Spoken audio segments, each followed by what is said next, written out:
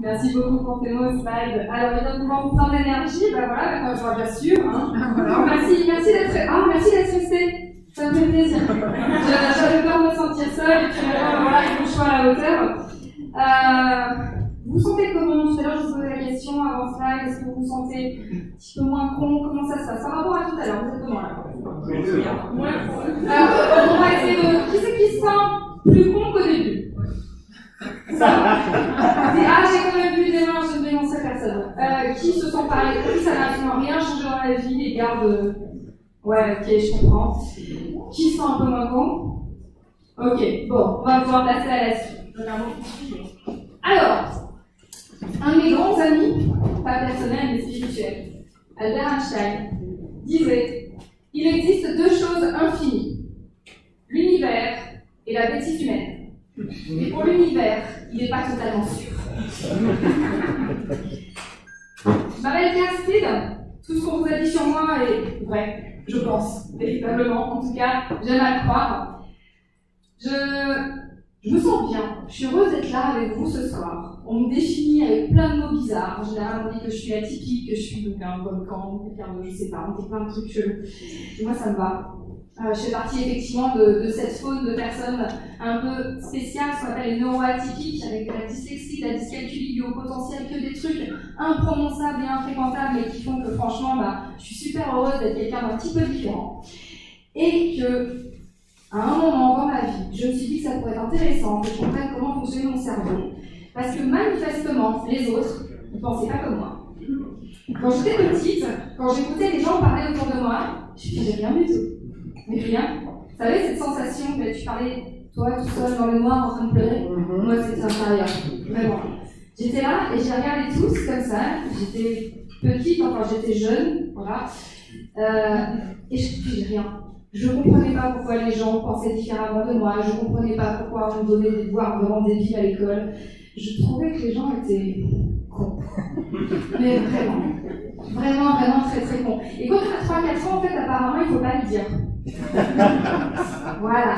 15 ans non plus, 40, il faut monter sur scène en fait pour pouvoir le faire. Voilà, c'est un peu compliqué. Donc je me suis dit, c'est quand même un truc spécial la connerie, il y a un truc, j'ai besoin de comprendre. J'ai besoin de comprendre, alors du coup je suis allée apprendre les neurosciences entre des cours d'histoire et des cours de yoga. Je me suis dit, tiens, la neuroscience ça peut être sympa pour m'occuper les week-ends. Et je me suis dit, mais si on profitait de partager les bases des neurosciences pour qu'on se sente tous un petit peu moins cons. C'est le pari que je fais avec vous ce soir. Donc je vous remercie d'être ici. Alors, je vais vous donner quelques chiffres pour briller dans les salons, dans les repas, tout ça. C'est des moments où ça fait intelligent. J'en reviens à ce que tu disais sur stéréotypes par rapport aux maths. Donc les filles, notez les chiffres, c'est important. Vous allez pouvoir faire mentir tout ce qu'on vous a dit jusqu'à présent. À votre avis, qu'est-ce qui fait moins de 0,1 mm de diamètre? Bon, c'est pas ça. Qu'est-ce qui fait vraiment 0,1 mm de diamètre? Je vous écoute. Un cheveu. Non. Un neurone. Un neurone. Très bien. Un neurone, c'est tout petit, mais ça a des super pouvoirs. À votre avis, combien pèse un cerveau? 800 grammes. 300, 400. 2 kilos. 300 grammes, 800 grammes, 1,5 kg, on est pas mal. 2 kilos 3. 2 kilos. Bon là, c'est un kilo 800 quand même. 1 kg 837,63. On est entre 1,3 et 1,4 kg. Si jamais vous avez du mal à vous en souvenir, souvenez-vous que c'est le même poids à peu près qu'une bouteille de vin. Ça aide à s'en souvenir. Alors, pour la bière, je ne peux pas vous convertir parce qu'il y a trop de formes de bouteilles différentes, donc c'est ultra compliqué. Mais retenez que c'est à peu près le poids d'une bouteille de vin. 100 milliards de neurones, c'est ce qu'on a à la naissance. C'est le stock qu'on nous donne pour essayer d'être un petit peu moins con. Ouais, compliqué. Ces petits neurones se baladent dans une gelée. Est-ce que vous connaissez le nom de cette gelée qu'on a entre les neurones? Ça ressemble un peu au bonbon Haribo prémâché revomi par un enfant. Alors voilà, c'est composé de la matière grise. Enfin, comment ça s'appelle? Qui a ce mot intelligent? Alors la liane de myéline, c'est autour des neurones. On se rapproche, on a un public très brillant ce soir. Ce sont les cellules gliales. Ouais, je trouve que ça c'est intelligent à caser. Pareil, les films, c'est gliales. On ne sait jamais, ça peut servir à un moment dans une conversation. Les cellules gliales, on en a 70 milliards. Et en fait, au début, on pensait qu'elle servait absolument à rien. Ben, parce que vous ne savez pas. Donc vous savez très bien comment ça marche. On ne connaît pas, donc c'est nul. On n'a pas trouvé, on ne nous a pas posé à quelque chose, donc c'est nul. Ces cellules gliales, en fait, on sait qu'en fonction de leur qualité, elles permettent une meilleure mémorisation, une meilleure circulation de l'info entre les neurones. Donc cette gelée un petit peu infâme a quand même sa nécessité et son utilité. On a aussi des neurones, où ça, d'après vous? Dans le ventre. Dans le ventre. Combien de neurones? À nous, 3 près? 4, 5. Allez, 200 ou 300 000 près. Encore un petit peu plus. 100 millions. 100 millions de neurones dans le ventre. C'est pour ça qu'on vous dit que c'est le deuxième cerveau, voire le premier cerveau en fonction des écoles auxquelles on se réfère. Quel organe, s'il vous plaît? Quel organe? Dans le ventre. Quel organe? C'est dans les intestins en fait. C'est au niveau des intestins. Donc, quand des fois vous mettez votre main là, dites-vous, vous faites du bien à la tête. C'est un peu bizarre ce que je dis, on passe au autre. Et il y a encore un autre endroit où on a des neurones qui vont vous expliquer pourquoi il y a des liens quand on ressent des émotions. Où est-ce qu'on a des neurones aussi? Dans le cœur. Dans le cœur. 40 000 neurones qui suffisent à foutre un bordel sans nom dans notre vie affective et émotionnelle. 40 000 neurones dans le cœur. Des neurones dans le cerveau, des neurones dans le bide, des neurones dans le cœur. Et avec tout ça, comme tu le disais tout à l'heure, il y a plein d'informations qu'on a du mal à gérer. Sauf les femmes, non, nous percevons 11 milliards d'informations à la seconde. Comment voulez-vous qu'on y arrive? C'est pas possible. Entre les cellules qui meurent, les poils qui poussent, les trucs qui se desquament, les paupières qui ont besoin de battre, les cellules qui sont dans notre bouche, tout ça, le truc qui fait la digestion, plus tous les stimuli qu'on a autour de nous, 11 milliards d'informations à la seconde, autant vous dire qu'on ne trie pas tout. Autant vous dire qu'il y en a plein qui passent à la trappe, y compris celle de ranger d'un salle ou de sortir la poubelle, bien évidemment. Ça fait partie des choses qu'on n'entend pas. Quand je vous regarde, je vois des étoiles. Je vois des choses magnifiques. C'est beau quand je vois toutes ces têtes. Vous savez pourquoi? Parce que chacun de vous, dans votre tête, vous avez 160 000 km de quelque chose.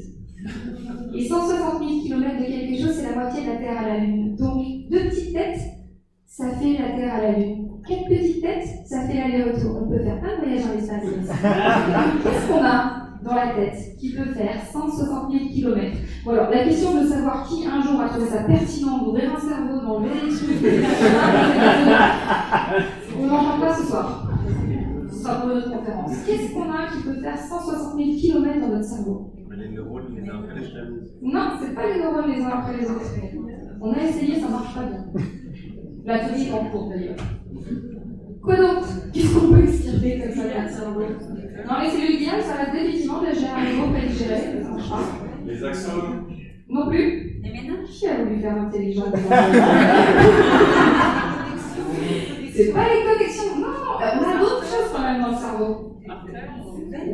Oui, le système, les nœuds sanguins, tout le système, voilà, tous les capillaires, les capillaires sanguines qu'on a dans le cerveau, tout ça, si un jour vous vous ennuyez, vous prenez un cerveau, vous prenez pas ça équilibré, comme pour les nerfs infragrains, tout pareil.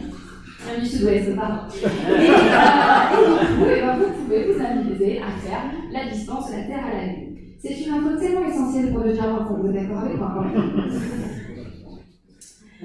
Alors, slide nous a montré plein de choses. Je suis désolée, slide, il faut juste que c'est une slide géniale. Il fallait que je la fasse, elle est pourrie, je suis vraiment désolée. Mais j'ai adoré ce que tu nous as montré tout à l'heure sur des diapositives, parce que française. Et on avait plein de choses qui nous montraient qu'il y avait des choses dont on était consciente et des choses dont on n'est pas conscient. Et c'est ce qui fait qu'on est vraiment très bon. Ouais. C'est le moment où vraiment on va s'en rendre compte. Pourquoi? Parce que par nature, notre cerveau est négatif. Par nature, on va voir le verre à moitié vide. Peu importe ce qui est dans le verre. Même un très bon vin, on verra ça à moitié vide. Pourquoi? Pourquoi est-ce que naturellement, je vais voir tout ce qui est pourri autour de moi? Ça ne va pas évoluer, ouais, ça je n'osais pas en parler, surtout dans les hommes. Mais... on en parle après, si vous voulez bien. Ça va pas évoluer. Oui, protéger. Parce que nous sommes quoi à la base? Des animaux. Oui, certains n'ont pas évolué. Nous sommes quoi? Nous sommes des animaux. Et un animal, ça fait quoi de sa journée? Rien. Je dis qu'on parlait des survie. Donc il y a besoin d'être en alerte sur ce qui va se passer. On ne sait jamais ce qui peut arriver. Et quel est l'animal, selon vous, qui fait le plus peur aux autres animaux? Parce que il fait très très peur à l'homme. Le lion, l'ours, le lion. Non, non, plus petit. L'homme lui-même. Le rat, Non, serpent. Pourquoi le serpent? C'est un pomme. Qui a dit serpent? Bravo, bravo. Pourquoi le serpent? À part que c'est un peu froid, qu'il n'est pas relationnel et qu'on nous ait fait chasser du jardin d'élèves. Pourquoi le serpent? Parce qu'il est sournois. Alors, on a passé. Est-ce qu'en psychosociologie, on travaille le côté sournois des serpents? Je me demande. Je pense qu'on va rajouter un chapitre. Est-ce qu'il est mortel? Pas tous. Ils font tous peur. Les serpents font tous peur. Pourquoi? C'est le seul animal qu'on ne voit pas et qui potentiellement est en mortel. Alors vous me direz, il n'y a pas d'araignée, machin, tout ça. C'est le côté sournois, je suis d'accord, tout à fait bon, mais on peut pas dire ce mot pour un serpent. Effectivement, un serpent, ça surgit de nulle part, ça fait pas de bruit et ça vous mord sans crier gare. Donc il faut être tout le temps faire attention. Ça veut dire que quoi qu'il se passe, il faut que mon cerveau soit en vigilance permanente sur ce qu'il y a là derrière, sur ce qu'il y a devant, sur ce qui se passe derrière là, sur le côté, tout ça, sur tous les bruits, surtout. Pas tout ce qu'ils voient, c'est chiant, quoi. Donc, comme tout est potentiellement un danger mortel, on n'est pas à l'abri, y compris des spots sous lesquels je m'effondre, et bien, effectivement, mon cerveau est négatif. Mon cerveau m'informe sur tous les trucs chelous qui peuvent m'arriver, sur tous les trucs qui peuvent me mettre en danger. Et c'est ce qui fait que, forcément, on va avoir tendance à être un petit peu loin. On vous a parlé tout à l'heure de la logique de l'automatisme, on y reviendra. Il y a un truc aussi qu'on fait très bien naturellement, c'est on se compare. On regarde, plus grand, plus sexy, moins sexy, plus gourmand, plus alcoolique, c'est cool. On regarde tout ça. Plus intelligent en maths, ça oui. Meilleure note à l'école, on va commencer à avoir des petites blessures, etc. Meilleur coup, ça on verra, on ne sait pas trop comment ça marche. Alors, donc la comparaison c'est quelque chose de très très important parce que ça nous définit. Et dans la nature, on voit bien que les animaux vont se comparer les uns aux autres, notamment sur leur force pour marquer leur territoire. Et puis nous avons un autre système un peu automatique, je veux dire si l'option on est livré avec dès la naissance, c'est le système de récompense et de punition. Oui, c'est pas du tout de voir le verre à moitié vide, de se comparer aux autres. En prime, on a besoin qu'on nous dise qu'on est géniaux ou qu'on nous flagelle si jamais ça marche pas. Et si quelqu'un ne le fait pas pour nous, nous sommes super doués pour l'autoflagellation. Si. Et même quand c'est pas suffisant, on en rajoute. Du coup, avec tout ça, on est très très con. Et avec tout ça, on ne supporte pas le changement. Vous connaissez tous cette image, qui a envie de changer? Nous tous, tout le monde là, qui est prêt à changer? Personne. Ah merde, oui, c'est-à-dire qu'en théorie, le changement c'est sympa. En pratique, c'est comme ce qu'on disait tout à l'heure, hein, c'est prendre en considération la réalité de l'autre, ça vient du boulot quoi. C'est chiant quoi. Attends, faut penser à la place de l'autre, essayer de faire un truc, changer mon mode de pensée pour effectivement laisser place à autre chose. Non, restons vraiment compte. C'est quand même beaucoup plus simple dans la vie. Restons. Autre chose très intéressante chez notre ami cerveau, il ne comprend pas la négation. Et alors, dans la langue française, nous avons tendance à nous exprimer par des phrases négatives. Comment ça va? Pas mal. Je peux pas dire bien, comme tout le monde. Est-ce que c'est bien? Ouais, c'est pas top, c'est pas mal, c'est pas ceci, c'est pas cela. Ok, je ne veux pas être en retard, je ne veux pas avoir de dette, je ne veux pas prendre de poids, je ne veux pas ceci, je ne veux pas cela. Nous envoyons à notre cerveau tout le temps plein de négations. Dans mes coachings, je m'amuse souvent, le premier exercice, c'est à faire transformer les phrases que les gens disent en phrases positives. Vous savez quoi, on se marre. Parce que pour trouver que quand c'est pas mal, dire que c'est bien, là je sais que vous le savez tous, donc vous pouvez vraiment vous autocongratuler, vous êtes vraiment au niveau pour cette soirée ce soir. J'espère en tout cas, je pose ce postulat. Il y a plein de gens qui, dans leurs phrases négatives habituelles, ne savent absolument pas passer à quelque chose de positif. C'est pas ci, c'est pas ça, ça va pas, c'est pas ceci. Comment tu te sens? Ah, j'ai pas trop la motivation. Faut pas essayer de le dire autrement. Comment c'est ça? Écoutez comment vous parlez. Parce que votre cerveau ne comprend pas la négation. Donc quand on vous demande comment ça va, vous dites pas mal, qu'est-ce que votre cerveau entend? Mal. Oh, il est doué. Oh, il est bien ton public style, merci. Franchement, merci. Vraiment un public de qualité ce soir, merci beaucoup. Donc, attention, mon cerveau ne comprend pas la négation. Je ne veux pas être en retard. Vous l'avez tous vécu, ce fameux matin où on sent que ça passe juste.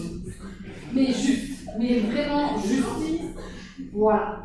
Et puis, vous savez pas pourquoi, c'est un petit peu comme si tout l'univers conspirait contre vous. Mais tout. De la galette, du char renversé, à l'enfant qui nous vomit dessus, au tracteur qui est au milieu de la route où il est sur le périph' parisien. À tout, à la grève de RER, à la petite mamie qui tombe devant vous, jusqu'au gars qui vomit son chaussure avant d'arriver au travail.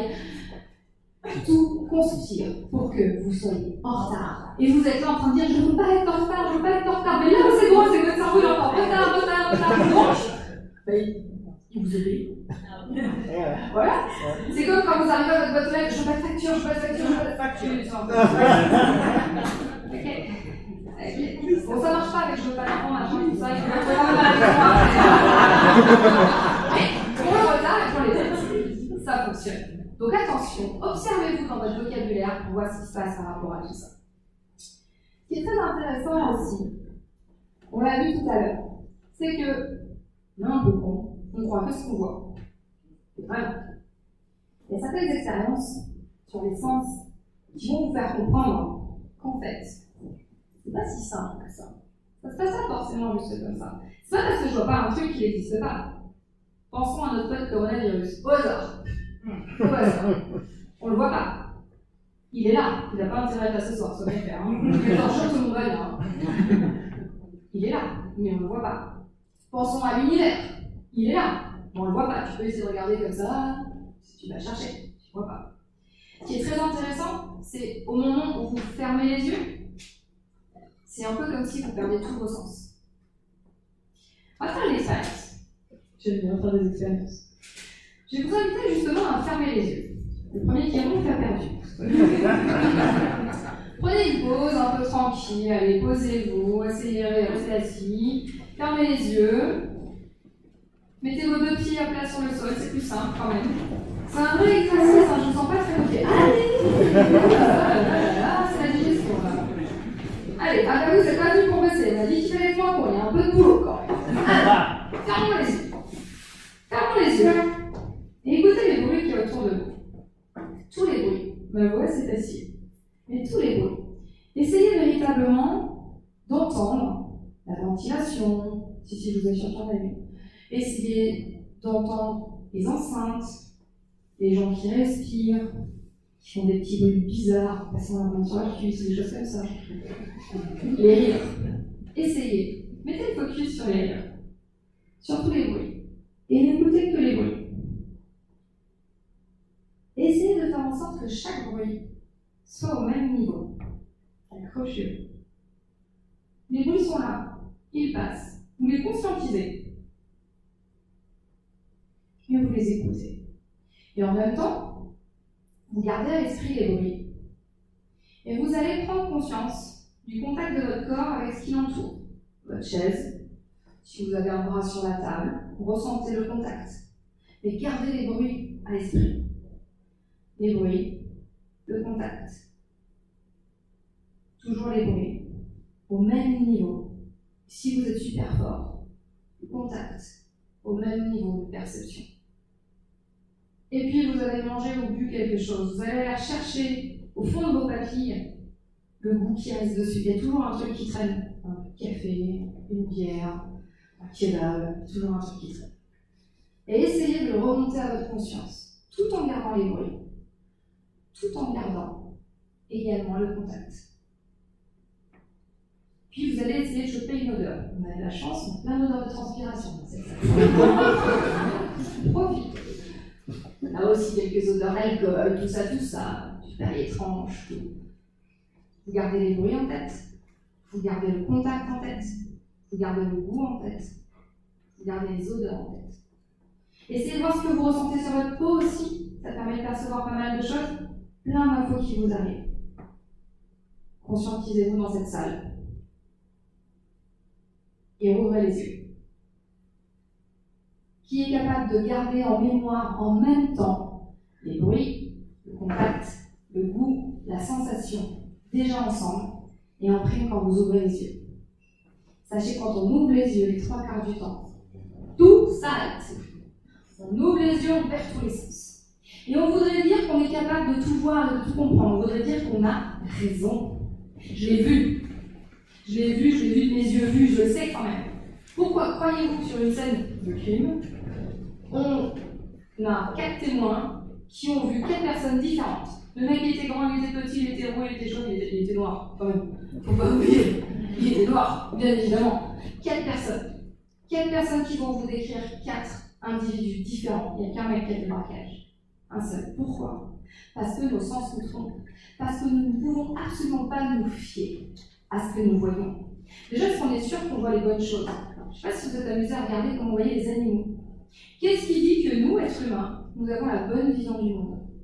Amusez-vous à regarder sur Internet comment on voit une abeille, comment on voit des fourmis, comment on voit votre chat, votre chien, c'est un peu flippant. Bon, après, ça va, il faut éviter le maquillage, il ne voit rien de toute façon, le chien, c'est catastrophe. Il ne voit pas les couleurs, pas toutes les couleurs. Qu'est-ce qui fait que nous, on a la vérité? Qu'est-ce qui nous dit ça? Alors on le sait, on est nous, comme les humains les plus intelligents, qu'on essaie un peu de s'allier avec les dauphins de temps en temps pour voir, mais on est censé être les plus intelligents. Donc, prenez en considération ceci. Je suis capable d'occulter mes sens. Je suis capable de les développer. Je suis capable de voir une autre réalité. Mais qu'est-ce qui dit que j'ai raison? C'est ce qui fait qu'on est vraiment bon. Bien évidemment, il y a plein de choses qui viennent changer notre perception de la réalité. Ça a été évoqué tout à l'heure, vous avez entendu parler des biais cognitifs. Le biais cognitif, ça aussi, ça fait super intelligent quand vous voulez en parler, des biais cognitifs. Même si vous ne comprenez pas ce que ça veut dire, rien que dire le mot cognitif, ça veut intelligent tout ça. Il m'a fallu je ne sais combien de temps pour comprendre ce que ça voulait dire, ce truc, quand j'entendais avant, parce que je n'avais pas fait de psycho. Je me suis dit cognitif, quoi? Ok, attends, je note, j'apprendrai plus tard. Biais cognitifs, à peu près 180 biais cognitifs. Ce sont 180 options activées dans notre cerveau avec lesquelles nous sommes livrés, qui font que notre perception de la réalité change. Que le traitement de l'info est complètement bouleversé. Par exemple, on a le biais de confirmation, très utilisé chez la gente masculine, voire chez la gente féminine, le fameux truc qui fait dire, de toute façon, j'ai raison. Tu vois, il l'a dit, d'accord avec moi, j'ai raison. Le biais de confirmation, c'est que de toute façon, je vais aller écouter que ce qui m'intéresse. Pourquoi j'écouterais le reste? Pas intéressant. Pas intéressant. Par contre, mon cerveau ne va s'intéresser qu'aux personnes qui pensent la même chose que moi. Je ne vais pas naturellement aller voir quelqu'un qui ne pense pas comme moi, avec qui il va falloir discuter, essayer d'expliquer que j'ai raison. Si jamais il y a des contre-arguments et qu'en prime il me fout le doute, ça va me saouler. Donc non, je vais là où je sais que je vais avoir raison. Biais de confirmation, tellement intéressant, le biais de confirmation, très intéressant en politique, ce biais de confirmation. Et il y a aussi ce qu'on appelle la cécité cognitive, celui-là je l'adore. Cécité cognitive, maintenant vous êtes tous super intelligents, ça veut dire... D'accord, ok, on a un galère. Notez aussi, cécité cognitive, un peu aveugle du cerveau, ça marche. C'est pas je vois que ce que je crois, c'est je mets le focus que sur ce qui m'intéresse. Et ça... Si parmi vous, il y a des femmes qui ont été enceintes, vous l'avez toutes vécues, au moment où vous êtes enceinte, la terre entière est enceinte. Vous ne croisez que des femmes enceintes partout. Alors en fait, il n'y en a pas plus qu'avant. Mais c'est juste que votre cerveau met le focus dessus. Vous voulez changer de voiture, vous avez décidé d'avoir cette nouvelle voiture bleue. D'un coup, la terre entière a décidé d'acheter. Ben non, rien n'a changé. Mais votre cerveau, il va aller voir que ce qui l'intéresse. Vous voulez changer de maison, tout le monde change de maison. Mais pourquoi? Non, juste, on fait attention à tout ça. Cécité cognitive. On a le biais de croyance, bien évidemment, qui fait que là, pour le coup, je vais aller que, pareil, il y a des gens qui croient comme moi, hein, on va pas s'être en danger non plus, on n'est pas si con, on a nos limites quand même dans notre connerie, c'est intéressant. L'effet de halo. L'effet de halo, c'est exactement ce qu'on vit ce soir. Grâce à vous, là, je vis l'effet de halo. Les trois quarts, vous êtes venus pour voir Slide, je vous en remercie infiniment. Et Slide a dû vous dire que j'étais géniale, donc du coup, vous avez eu l'effet de halo sur moi qui fait que vous pensez tous que je suis formidable. Je recommence, vous pensez tous que je suis formidable.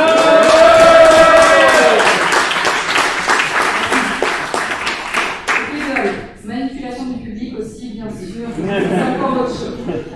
L'aversion de la dépossession, ça c'est un biais que j'adore. Est-ce que vous connaissez l'aversion de la dépossession? Ça fait vraiment scientifique, dit comme ça, et ultra intelligent. La réalité est formidable.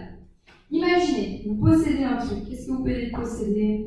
Mon livre. Au hasard. Au bout de la table.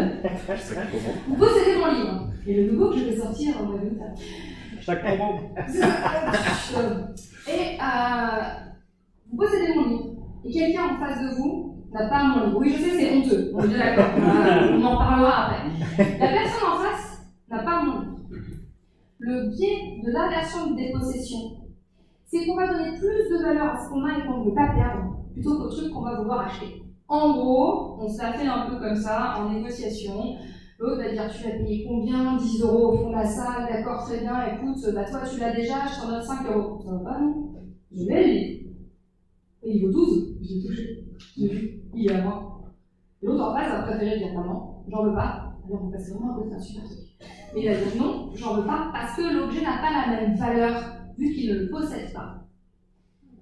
Et l'autre, qui le possède déjà, va lui donner beaucoup plus de valeur. Bah oui, il a mis son intérêt, c'est sa possession, c'est son bien.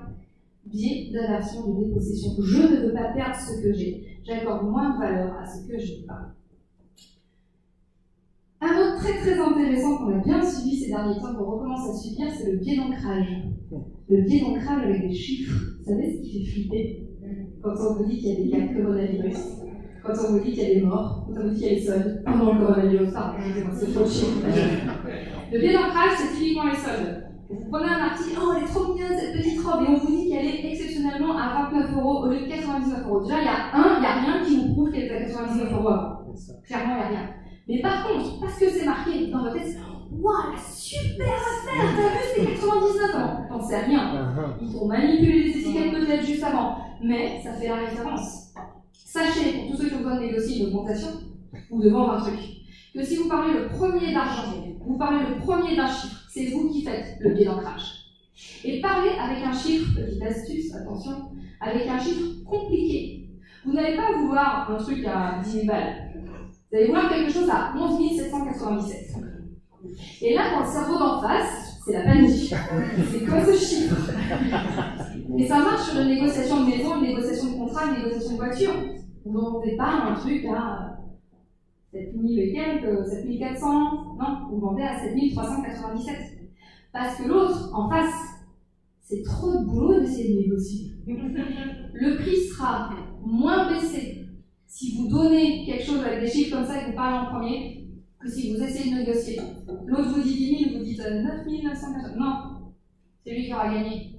Parlez en premier d'un chiffre, mettez des chiffres compliqués, et là vous aurez un biais d'ancrage qui fera que vous aurez votre négociation. Et ça marche à chaque fois. Bon, comme quoi, ça a des côtés assez sympathiques. On est un peu con quand même par rapport au sol, on est bien d'accord. Un autre biais cognitif très sympa, qui est en corrélation avec des choses que tu nous as évoquées tout à l'heure, c'est l'effet Dunning-Kruger. Le truc très très intéressant pour les cons, vraiment, qui connaît? C'est le truc qui fait que tu sais pas pourquoi, mais les gens incompétents se surestiment, et les gens très compétents se sous-estiment. Et on l'a tous vécu. Et ça, on le vit vraiment. Des gens très très compétents vont penser qu'ils sont une merde, qu'ils sont un imposteur, qu'ils ne méritent pas une augmentation, qu'ils ne méritent pas une progression de salaire. Des gens, mais vraiment vraiment nuls, et on en a tous connus, vont avoir ce poste de manager que vous attendez depuis des mois. Vous êtes compétent, lui il est con, lui il a le poste. Mais parce qu'on est complètement lié à ce biais cognitif-là. On en a plein des comme ça. On en a plein, comme on l'a vu tout à l'heure, nous créons notre réalité en projetant ce que l'on sait. Et sachez que ça va très loin. C'est une chose d'avoir des croyances, des opinions, des valeurs, des préjugés, etc., etc. Sachez que ça marche aussi avec notre corps. Est-ce que vous avez essayé un jour de vous brûler la main? Comment ça, personne? Retournu. Est-ce qu'un jour vous vous êtes brûlé la main? Oui. Par accident? Oui. Vous n'avez pas pris un briquet, ni un insu, tout ça? Non, quand même pas. Non. Bon, certains le font, mais ils arrêtent. Vous êtes brûlé. Voire on vous a dit retire ta main, tu vas te brûler. Touche pas ça, tu vas te brûler. Puis le départ, on vous le dit, attention c'est chaud, le feu ça brûle, je ne ferai pas la suite. Et le savouille, évidemment, merci beaucoup. Mais en fait, vous pouvez tout à fait mettre votre main dans le feu sans que ça brûle. Pourquoi? Vous avez tous dû défaquir des choses comme ça. Ce qui se passe en fait, c'est que c'est mon cerveau qui me dit que je suis censée avoir mal. ma main est sur le feu, donc normalement, ce qui a été engrammé dans mon cerveau, c'est que main plus feu égale aïe, ça brûle. Mais vous pouvez tout à fait changer ça. C'est ce qui se passe quand on marche sur le feu, c'est ce qui se passe dans plein de situations. Nous pouvons déconnecter cette réalité. Par contre, on projette notre réalité et on se dit que, bah oui, ma main est sur du feu, donc ça brûle. Ne faites pas l'expérience à la maison, s'il vous plaît. J'ai oublié que les enfants dans la salle, on va passer à autre chose. Et c'est vraiment ce qu'on appelle la magie de la reconstitution du réel. Bah oui, parce que c'est quand même le monde dans lequel je vis, avec mes idées. Il faut quand même que j'ai raison à un moment. Donc tout ce que je crois, tout ce que je prends pour vrai, tout ce qui me semble vital, les préjugés exceptionnels, toute ma projection sur le reste, il faut que ça existe. Parce que si je ne suis pas en train de reconstruire ma réalité, c'est que je suis dans un monde qui est faux. Et si je suis dans un monde où j'ai pas raison, c'est affreux. Comment on fait? Comment ça marche? Moi, je sais pas, je veux pas vivre dans un monde où j'ai pas raison. Je veux un monde où je comprends les choses, où je sais pourquoi je suis con. Quand même, c'est comme ça que ça va pas fonctionner. Il faut nos bases. Il faut absolument nos bases. Parce que c'est notre mode de survie. Tu as fait allusion à tes parents tout à l'heure. Merci d'être dans la salle et d'avoir fait le petit slide. On a tous eu une éducation. On a tous entendu des phrases qui nous ont marqués. On parlait des croyances et des valeurs tout à l'heure. Sachez que nos croyances et nos valeurs viennent essentiellement de ce qu'on nous a dit quand on était petit. Et j'aimerais que vous preniez quelques minutes pour repenser aux phrases qu'on vous disait quand vous étiez petit.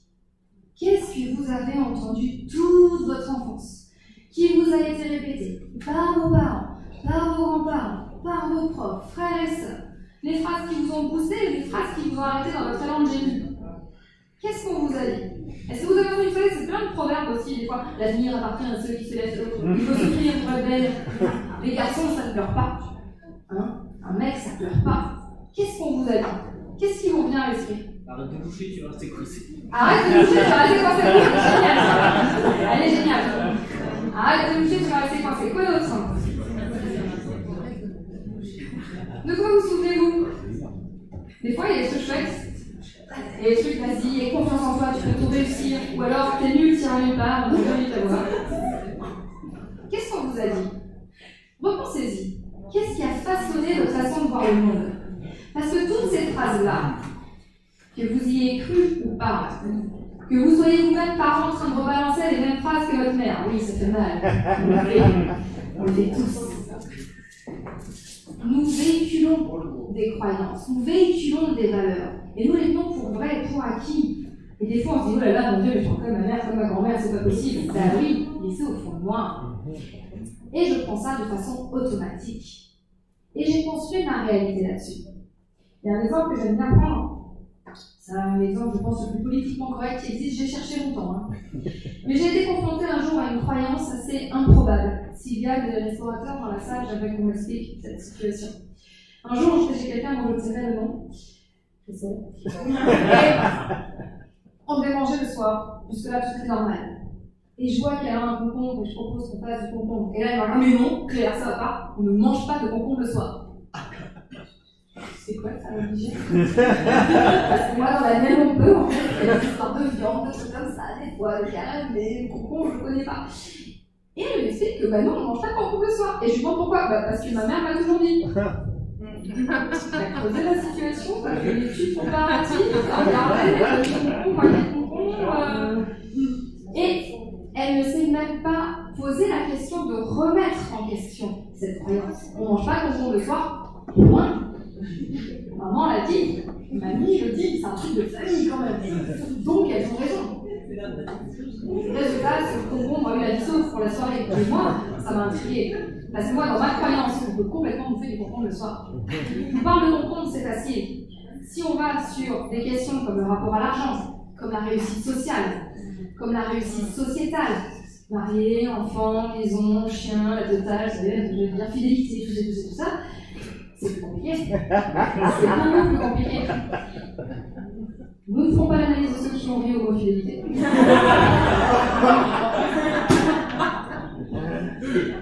Mais, effectivement, avec nos croyances, avec nos valeurs, nos trucs qu'on a mis dans notre petite besace, là on s'est créé un monde. Et c'est ce qui fait pour nous qu'on pense qu'on est un petit peu moins. Alors, comment ça se passe dans le cerveau? Je vous ai parlé un petit peu de tous les neurones qu'on avait. Nous avons dans notre cerveau 4 zones de gouvernance. On a 4 trucs qui prennent des décisions. Si je donne ça, c'est pas suffisant. 4 zones. On va parler de zones de gouvernance, on va pas parler de 3 cerveaux, on sait que c'est faux, c'est dépassé, on est vraiment sur des logiques de zones de gouvernance. Donc d'abord, la zone reptilienne, on appelle ça comme ça, c'est la partie là, derrière, vous pouvez regarder, hop, vous avez vu mon cerveau reptilien, c'est ouf. C'est le cerveau le plus ancien qui existe. Le tout premier cerveau qui soit apparu sur Terre, c'était il y a 500 millions d'années, dans un ver de terre. Et notre cerveau reptilien vient de là. Il n'y a aucun lien entre le fait que le ver de terre et les formes du reptile, rien, aucun lien. Ce cerveau servait à quoi? Chez ce bon petit ver de terre de 500 millions d'années. La survie. Survie, mais comment? Conservation. Manger, dormir, se reproduire, et puis se protéger, éviter tout ça, etc. Ce qu'on appelle de façon très très intelligente l'homéostasie, c'est aussi, si vous voulez me remettre un jour dans une conversation, bon courage, voyons ça si vous avez aussi, à part pas grave. Donc, principe de base, ma survie physique. Manger, boire, dormir, me protéger, me reproduire. Basique. Ok. Ça, c'est ma première zone de décision, ma survie physique. Autre zone de gouvernance, partie limbique, paralimbique. Ici, là, hop, un petit peu au milieu. C'est la partie qui gère les émotions. C'est ma survie sociale. J'ai besoin qu'on m'aime. Parce que si vous ne m'aimez pas, comment je vais faire pour aller bien? Si je vous donne pas tout le pouvoir de me dire que je suis une nana géniale, comment je vais gérer après la confiance en moi? C'est là-dedans qu'on a toutes nos peurs. C'est un bordel sans nom. Véritablement, c'est là-dedans qu'on a les croyances, les valeurs, etc. Cette partie limbique, paralimbique, elle est mature chez un enfant à partir de 7 ans. Et j'ai oublié de vous dire que la partie reptilienne, elle était mature à la naissance. Bah oui, vous savez, le petit bébé, elle est bouffée, quand même. Sinon, ce sera un peu compliqué. Donc, cette partie limbique, paralimbique, ma survie sociale, elle est là en train de me rappeler à quel point le monde, c'est flippant. J'ai peur de tout, j'ai des traumas, j'ai mes propres traumas, les traumas de ma famille, les trucs multigénérationnels, tout ça, c'est l'angoisse. C'est vraiment, vraiment l'angoisse. En plus de ce que je suis en train de vivre tous les jours, j'en rajoute, bien évidemment. Puis si ma copine est en train de me raconter des trucs, je vais faire une projection, petit effet miroir, et je vais prendre des trucs pour moi, et elles sont tous des salauds, c'est bien cool. C'est vraiment compliqué. Ça, c'est ma survie sociale. Aimez-moi, par pitié, aimez-moi, faites quelque chose, applaudissez-moi, je sais pas, il faut qu'il se passe.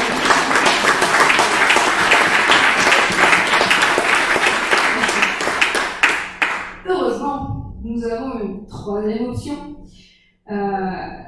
qui est la partie du cortex, le cortex préfrontal, mais qui n'est mature que vers 18-20 ans. Donc si vous avez des adolescents à la maison, soyez patients. Ça arrive à 18-20 ans, ils sont capables de prendre du recul sur les choses et d'actionner la partie sérénité. Ça se passe mieux. C'est quand même plus simple par rapport à tout ça. On a une autre petite zone dont je vais vous parler rapidement, que certains connaissent, qu'on appelle le positionnement grillé. Et vous en avez déjà entendu parler. C'est quoi ce truc? Ça, c'est... On fait comme tout le monde. Non. Si, Ouais, les positionnements grillés. Il faut prendre les deux mots dans la phrase. Positionnement grillé. C'est le truc qui fait que quand tu es sur un trottoir, celui qui arrive en face de toi, il passe ou pas.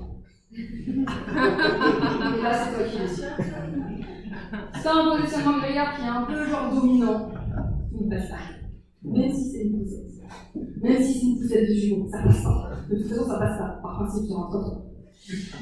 Si tu es dans un positionnement grillard un petit peu plus soumis, bah, tu vas t'excuser d'exister devant la personne qui est en train d'arriver. Tu vas te déporter sur la route, quitte à te prendre un camion dans la tronche pour que la personne puisse passer devant toi. Tu vas aller pousser devant la poussette et tu vas aider à pousser la poussette de jumeaux parce que c'est ton positionnement soumis. Les 3 quarts du temps, nous sommes dans ce qu'on appelle l'assertivité, c'est-à-dire bon, on fait comme on peut, un jour ça va, un jour ça va pas, il y a des gens avec qui on peut, des gens avec qui on peut pas, mais grosso modo c'est plutôt l'équilibre. Ça aussi, ça prend les décisions à notre place. 4 zones de gouvernance, on va essayer de faire un choix. 3 centres de décision émotionnelle, et plus 3 ça fait 7, j'ai pas fait S, mais j'en sens quand même pas si mal que ça. 3 centres de décision, mon mental, mes émotions, mon corps. Et avec tout ça, il faut que j'essaie d'être moins con. Avec tout ça, quand une info se présente, il faut que je la traite. 4 façons de la traiter. 3 en mode automatique, soit je me barre, c'est la fuite totale. T'as vu, non, c'est un problème, c'est pas possible, j'y vais pas, je me casse. Soit je lutte, soit je fais le mort. Et dans ma vie de tous les jours, c'est ça, quand j'ai un problème qui se pointe, quand j'ai un truc qui me stresse, soit je fuis, soit je défonce ce truc en face, moi intérieurement, je pense, je rêve que je suis en train de faire, soit, effectivement, je fais le mort. Heureusement, nous avons la quatrième option qui est, ok, je vais prendre du recul, je vais étudier la situation et je vais voir comment être dans une action positive. C'est livré avec l'option j'actionne mon cerveau à partir de 20 ans. Reprenez pour tous ceux qui, par hasard, parmi vous, n'auraient pas encore actionné cette option-là. Vous pouvez. C'est ce soir que ça commence si vous ne l'avez pas encore découvert. Vous êtes tous capables de le faire et c'est comme ça qu'on va tous devenir moins cons ce soir. Vous allez voir, c'est formidable. Je vous parlais des personnes un peu atypiques comme moi au début. Alors, si certains parmi vous sont neuroatypiques, on est 25% de la population, il y en a forcément qui se cachent parmi vous, des gens un peu sensibles, des gens qui savent très bien, qui font des fautes d'orthographe, je vous aime, des gens qui ont un haut potentiel intellectuel, des gens qui font partie du spectre de l'autisme, des gens qui sont, on a quoi d'autre dans cette petite jungle? Ah oui, il y a ceux qui ont un trouble de l'attention avec ou sans hyperactivité. Et bien chez nous, c'est encore plus que dans des... C'est-à-dire que tout ça, dans une vie pareille, une famille. Alors, je te raconte pas quand tu as une décision à prendre, même si c'est pour commander un truc sur une carte. Et que tu as 7 trucs de décision qui arrivent. Et qu'à la fin, tu vas faire comme toi. Cherche pas, je prends comme toi. Et puis, non, j'ai pas ça. Non, ça ira. Parce que là-dedans, tu parlais du volcan. Mais mon pauvre, le volcan, c'est à l'intérieur. Dans la tête, j'ai bien dit, le volcan, c'est là. Et c'est la cata, c'est l'ébullition, il y a trop de choix, il y a trop d'infos à se traiter. On a plus de neurones, c'est tellement plus de bordel à gérer. Petite pensée, s'il vous plaît, moment d'empathie pour toutes les personnes hypersensibles et atypiques qui n'arrivent pas à être aussi confuses. Pardon, petite pensée pour toutes les personnes atypiques pour qui les choix sont encore plus difficiles. Alors, comment devenir moins con? Comment on peut y arriver? Déjà, je vois un truc de dingue qui a commencé à se passer, attention. Pied d'ancrage, vous êtes au moins 70% avec moins con là tout de suite maintenant, j'en suis sûre. Comment on fait? On va hacker son cerveau, mais véritablement. Vous avez compris que c'était des chemins neuronaux qui étaient ancrés. La bonne nouvelle, c'est qu'on va les dégommer. Mais on va leur buter la gueule, c'est pas dans le tas de guerre. On va exploser ce qui nous gêne et ce qui nous empêche d'avancer comme on en a envie. On est toujours dans des schémas toxiques avec des gens, on pète le truc, on n'arrive pas à trouver le job qui nous convient, on pète le truc, on pense que pour aller sur scène, il faut forcément mettre des talons, on pète le truc. Et là, je suis très contente de passer ça. On pense plein de choses. On va choisir ce qu'on pense. Et ça, c'est vraiment la première chose que vous allez faire. Vous voulez être moins con? Ben, vous allez décider. Ouais, c'était aussi comme ça en fait. Merci d'être venu ici. Vous le décidez. Et vous faites le nécessaire. Alors ça ne va pas changer en une seconde, on a plein de croyances limitantes, à peu près 4000 chacun, je ne vous raconte pas le bordel, mais on va y arriver. Sachez que pour sortir d'une croyance, par exemple, il faut des chaussures pour aller sur scène, faut le faire. Mais il faut 30 jours. Si c'était un truc très ancré en moi, et que socialement ça avait l'importance, parce que c'est pas trop mon reptilien, là, je suis pas trop en mode survie physique, ok, évidemment, ça dépend pour qui, mais je suis plutôt en survie sociale. Je pète un code. Je pète un code social d'acceptation. Ça, vous avez vu tout à l'heure, pour sa première, il y avait la veste. T'as pas mis la cravate, mais t'avais la veste. T'avais la veste, on crème de chaud là-dessus. Voilà. Code social. Code social, lunettes, veste, vous voyez le truc. Robe, je suis pas habillée pareil que tout à l'heure. Code social quand même, sur vrai, je me suis fait belle pour nous. Voilà.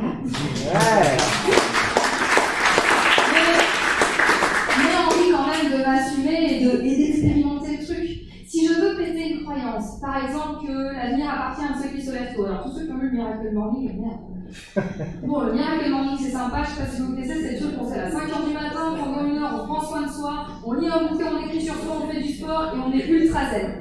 Je ne suis pas programmée pour me lever à 5h. Ok, c'est une croyance. Mais je te jure, de 5h du mat, c'est pas possible.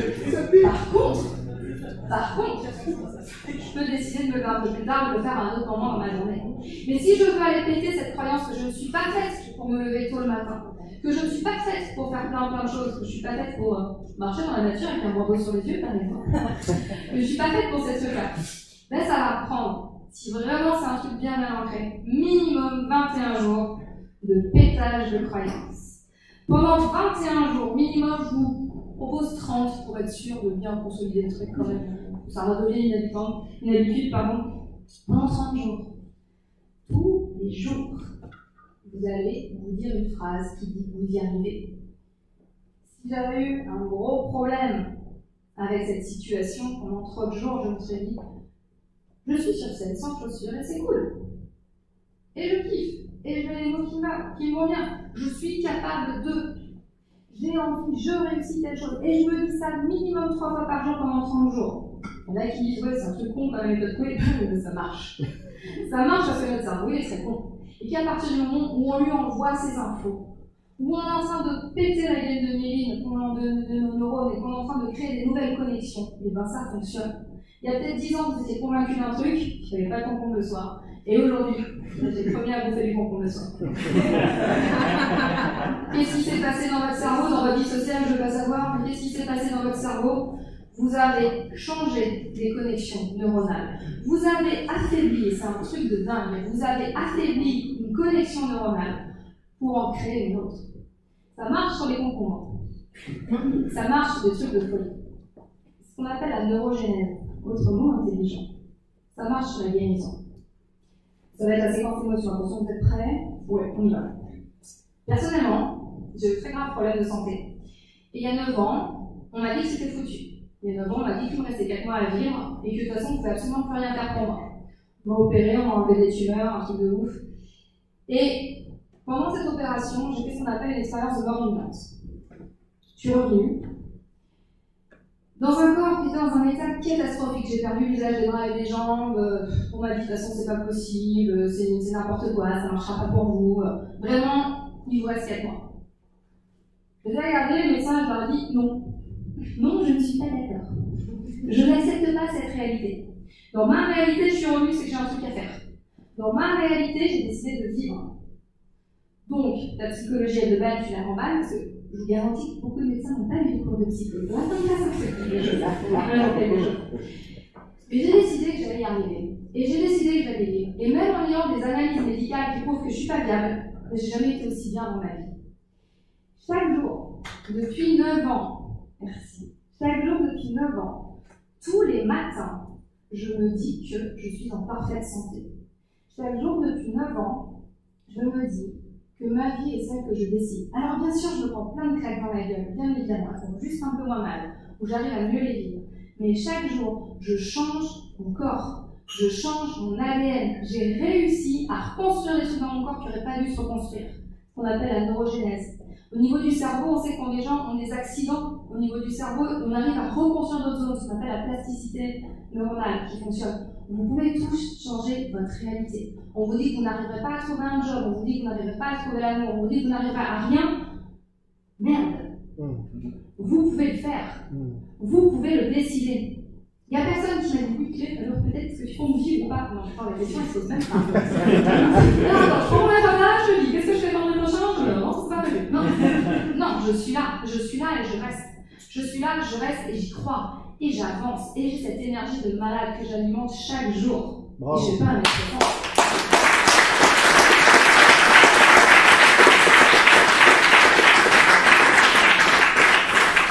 Et vous savez quoi, même si mon ego adorerait, j'ai absolument rien d'exceptionnel.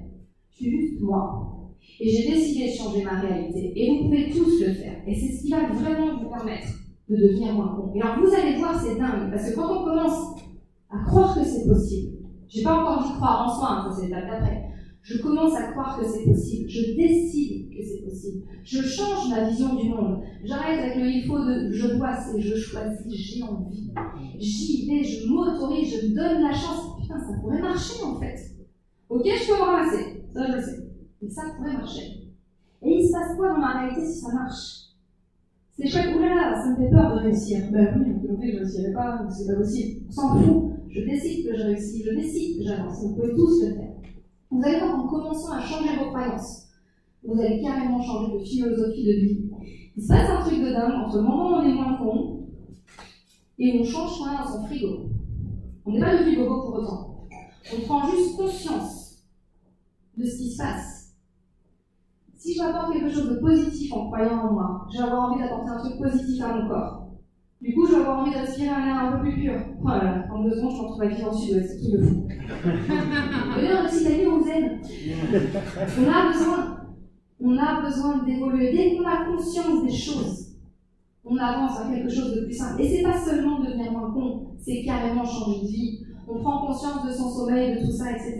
Et c'est génial. Des fois, on fait des trucs de ouf, on médite. On lit des bouquins aussi, on va à des spectacles un peu bizarres le mardi soir, c'est trop. Et alors, on a le premier effet qui se coule de je suis moins con. C'est le waouh, t'as vu, ça marche. Pour ceux qui ont entendu parler de la loi de l'attraction, en général, quand on essaie de commencer à changer les choses, on se dit attends, je vais prendre un truc simple, je vais programmer des places de parking, je vais programmer un métro qui arrive à l'heure, je vais programmer plein de trucs. Je décide d'arriver et j'ai ça. Et ça marche. Ouais. Truc de fou, c'est là, tu fais non, vas-y, c'est un hasard. Et en plus, on donne des signes, tu les crois pas. Donc, pour moi, c'est un peu con. Ça marche une fois, ça marche 2 fois, ça marche 3 fois. C'est complètement dingue. Ça fonctionne. L'effet waouh. Donc là, vous êtes complètement dingue. Vous avez eu des livres formidables. Et vous dites au monde entier que oui, il faut absolument lire ça, et c'est trop bien, et c'est génial, et tout. Ça, c'est le premier effet waouh. Du moment où on est moins con. Le deuxième effet qui se coule, c'est qu'on a l'impression que notre entourage est quand même plus conquête.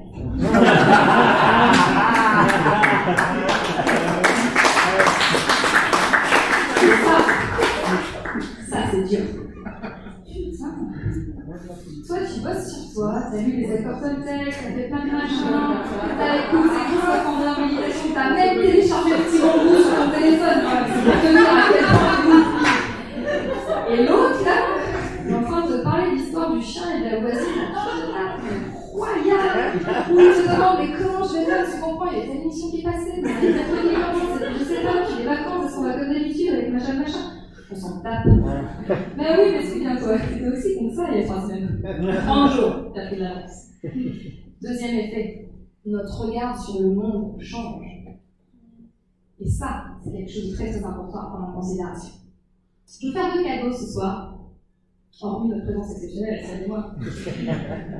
Premier cadeau, vous dire qu'on a tous 4 super pouvoirs. 4 super pouvoirs qui changent la vie. Mon premier super pouvoir sont mes pensées. Je décide de ce que je pense. Si je décide que ma journée sera pourrie, si je décide que vous êtes un public nul ici, non, je n'ai pas le droit de décider ça, mais je peux décider quand même. Si je décide que je ne réussirai rien dans ma vie, ben vous savez quoi? C'est exactement ce qui va se passer. Mes pensées, je les choisis. Parce que mon deuxième super pouvoir, c'est la parole. Si je décide que je ne vais rien réussir dans ma vie, je vous garantis que mes conversations ne sont pas géniales. Ça va comme un lundi. Alors, le ça va comme un lundi, je ne peux plus l'entendre. C'est plus possible. Ouais, bah j'attends le week-end.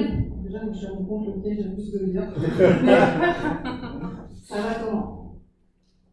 Vous décidez que c'est une belle journée. Ça va bien, toi? Nous ne sommes plus du tout dans la même dynamique. Mes pensées, mes paroles. Troisième super pouvoir, mes actions qui en découlent.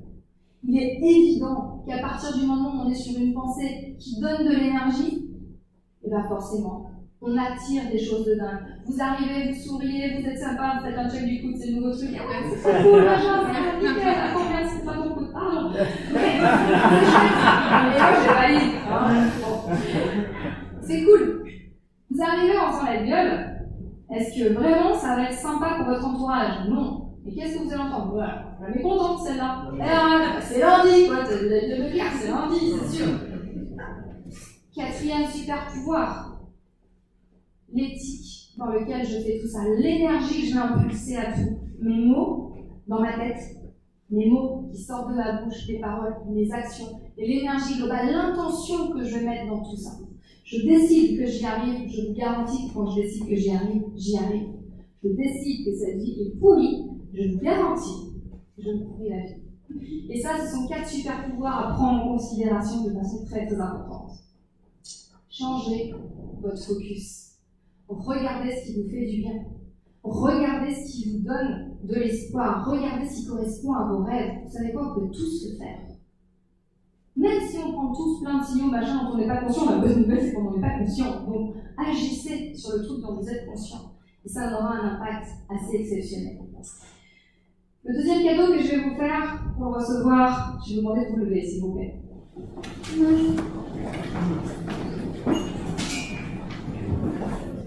Vous êtes beau.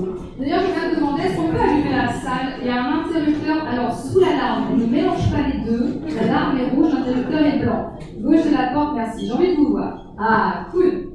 Chouette. Ah, c'est bien de vous voir. Je crois que je travaille tout seul. Non, c'est bon. Ce deuxième cadeau que je vais vous offrir, c'est que je vais vous permettre de découvrir le super-héros qui est à l'intérieur de vous. Parce qu'il y a un truc de dingue, on a vu qu'on pouvait modifier ses pensées, on peut aussi avoir un impact sur notre corps. Vous savez que quand on sourit, en fait on se sent mieux. On a des hormones qui apparaissent, et même si on fait la gueule, on sera fait sourire au bout de 2 minutes, c'est con, on est content. Franchement, c'est nul. Donc je vais vous inviter, je vais poser le micro pour ça. Je vais vous inviter à mettre les mains sur vos hanches. La pose du super-héros, toujours la même. J'ai des fidèles dans la salle, vous commencez à connaître par cœur. Jambes ouvertes un petit peu plus larges que les hanches. Très très important. On s'ancre bien, on a les pieds solides, on est là. Les mains sur les hanches. On se tient droit, on se relève. J'ai déjà gagné 10 cm, c'est un truc de malade. Et là, on prend le temps de sentir ce qui se passe. Il se passe d'un point de vue biologique un truc de dingue à l'intérieur de vous. On a, même chez les filles, le taux de testostérone qui est en train de remonter.